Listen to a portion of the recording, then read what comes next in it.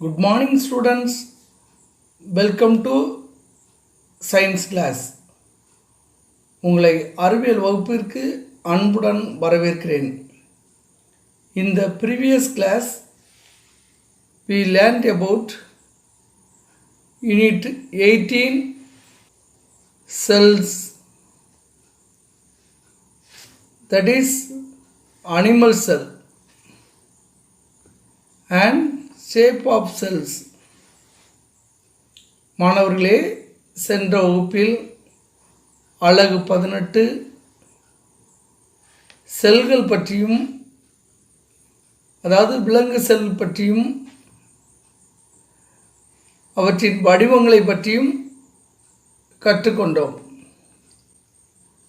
Let us recall. What is called cell biology? Cell is the structural and functional unit of life. Cells are often called as building blocks of life. The study of cells is called cell biology. அதாவது செல் என்பது உயிரினங்களின் அமைப்பு மற்றும் செயல் அலகாகும். செல்கள் பொதுவாக உயிரினங்களின் கட்டுமான அலகுகள் என்று வரையறுக்கப்படுகிறது. செல்களை பற்றி படிக்கும் பாடப்பிரிவுக்கு செல் உயிரியல் என்று பெயர். Today we are going to learn about tissues, that is simple tissue, complex tissue, type of tissues, organ system, respiratory system.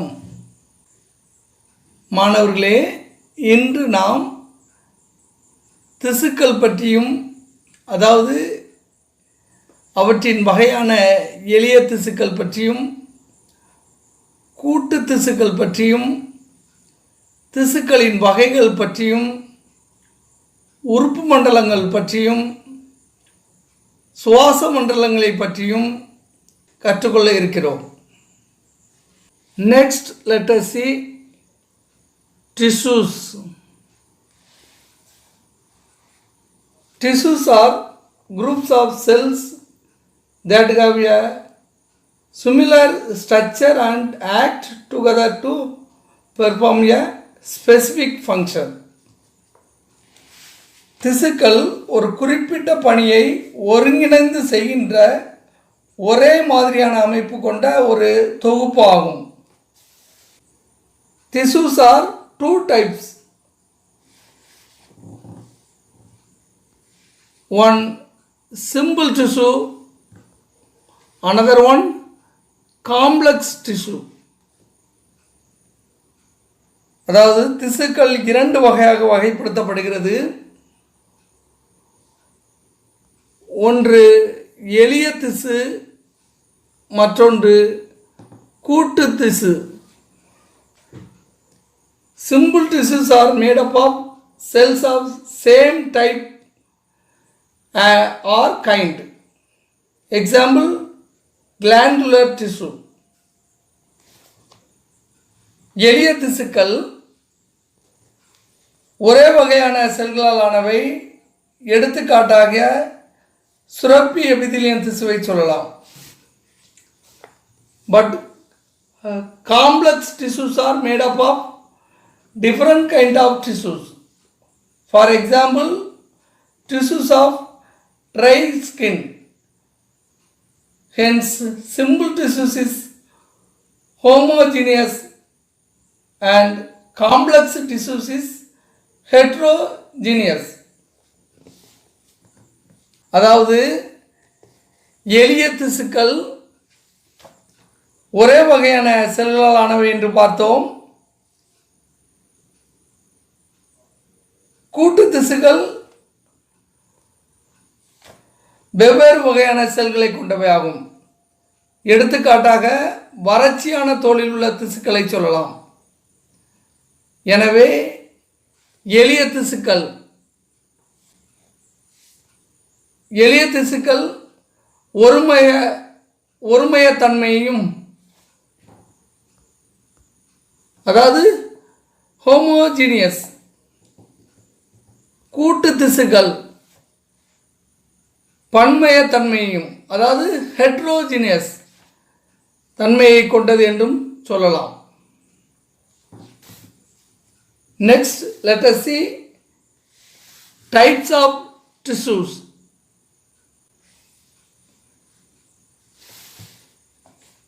அதாவது திசுக்களின் வகைகள், that is types of animal tissues. அதாவது விலங்கு திசுவின் வகைகளை பற்றி பார்ப்போம். ஃபர்ஸ்ட் கனெக்டிவ் டிஷ்யூ, அதாவது இணைப்பு திசு.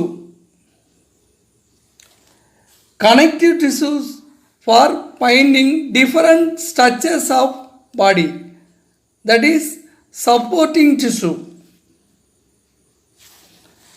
அதாவது இந்த இணைப்பு திசுவானது உடலின் வெவ்வேறு அமைப்புகளை இணைக்கும் திசுக்களாக அதாவது தாங்கும் திசுக்களாக செயல்படுகிறது. நெக்ஸ்ட் எபிதீலியல் திசு, அதாவது எபிதீலிய திசு. This tissue for protection, that is covering tissue. இந்த திசுவானது அதாவது எபிதீலிய திசுவானது உறையிட்டு திசுக்கள் அதாவது பாதுகாப்பிற்கான திசுக்கள் என்று அழைக்கப்படுகிறது. நெக்ஸ்ட் மஸ்குல் டிஷ்யூ, அதாவது தசை திசு. This tissue for moments and locomotion, அதாவது இந்த தசை திசுவானது அசைவு மற்றும் இடப்பெயர்ச்சிக்கான செயல்களை அதாவது சுருங்கும் தன்மையுள்ள வேலைகளை செய்கிறது. நெக்ஸ்ட் நர்வ் டிஷ்யூ, நரம்பு திசுவை இப்போது பார்ப்போம். Nerve tissue for conduction of nerve impulses, அதாவது நரம்பு தூண்டல்களை கடத்தும் வேலைகளை இந்த நரம்பு திசுகள் செய்கிறது. Therefore, all the complex organisms consist of only 4 basic types: connective tissue, epithelial tissue, muscular tissue, nerve tissues. That is 4 basic types of tissues. அதாவது சிக்கலான எந்த உயிரினமும் இந்த 4 வகையான இணைப்பு திசு, எபிதிலிய திசு, தசை திசு, நரம்பு திசு போன்ற அடிப்படை திசுகளை மட்டுமே பெற்றுள்ளது. Next, let us see organ system.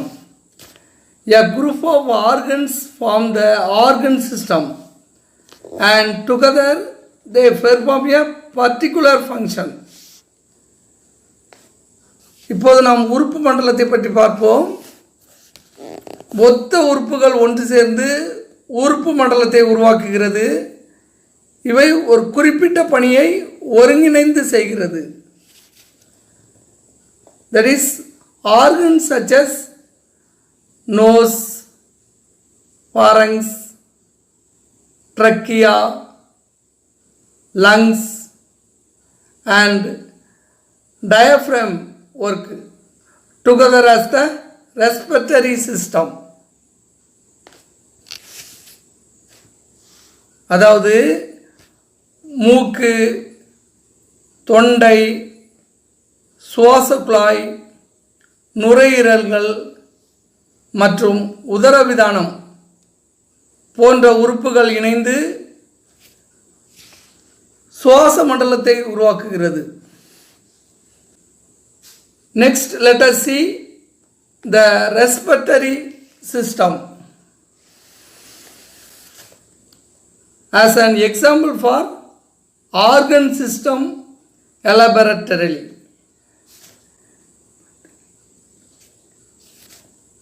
Organ system elaborately.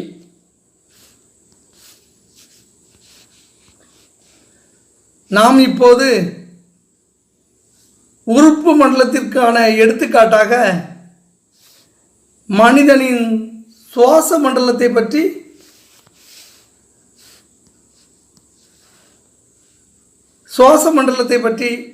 சற்று விரிவாக பார்ப்போம். Now let us see human respiratory system. மனிதனின் சுவாச மண்டலத்தை பற்றி பார்ப்போம். First one, nose. We inhale air through the nostril which lead to the nasal cavity. அதாவது மூக்கானது காற்றை நாசித்துளை வழியாக உள்ளே இழுக்கிறது. அந்த காற்றானது நாசித்துளைகள் வழியாக நாசி குழியை தொடர்ந்து செல்கிறது. The blood vessels in the nose help to warm the inhaled air. உள்ளே இழுக்கப்படும் காற்றானது இதமாக, அதாவது வெப்பமாக வைத்துக்கொள்ள மூக்கில் உள்ள இரத்த நாளங்கள் உதவி செய்கிறது. Next, let us see windpipe. அதாவது மூச்சு குழாய். After passing through the nasal cavity, the air enters the pharynx. Then it goes into the trachea. மூச்சு குழல். அதாவது நாசிக்குழியை அடுத்து காற்றானது தொண்டையினுள் நுழைகிறது. பிறகு அது ட்ரக்கியா, அதாவது மூச்சு குழல், குழலுக்குள் சென்று மூச்சு குழாய்க்குள் செல்கிறது. Between the pharynx and the trachea lies a small air passage called the larynx, that is குரல்நுழை முடி, commonly known as the voice box. The larynx has fold of tissue which vibrate with the passage of air to produce sound. அதாவது தொண்டைக்கும் மூச்சு குழாய்க்கும் இடையே சிறிய காற்று பாதையாக குரல்வளை என்று அழைக்கப்படும் larynx காணப்படுகிறது. இவை தசை மடிப்புகளால் ஆனவையாகும். இந்த குரல்வளை காற்று நுழையும் போது அதிர்வடைந்து ஒலியை எழுப்புகிறது. நெக்ஸ்ட், ப்ரோன்காய், அதாவது ப்ரோன்கஸ், மூச்சு கிளை குழல். The trachea divides into two branches called bronchi. Each bronchus lead to lungs, where it divides and redivides to finally form air passage called bronchias. அதாவது மூச்சு கிளை குழலை பற்றி பார்ப்போம். மூச்சு குழாய் இரண்டு மூச்சு கிளை குழல்களாக பிரிகிறது. ஒவ்வொரு மூச்சு கிளைக்குழலும் நுரையீரலுள் நுழைகிறது. மேலும் பல கிளைகளாக பிரிந்து நுண்கிளை குழல்களாக மாறுகிறது. Next let us see lungs, that is நுரையீரல். The lungs are the organs present in the chest. அதாவது நுரையீரல்கள் மார்பறையில் காணப்படும் முக்கிய உறுப்பாகும்.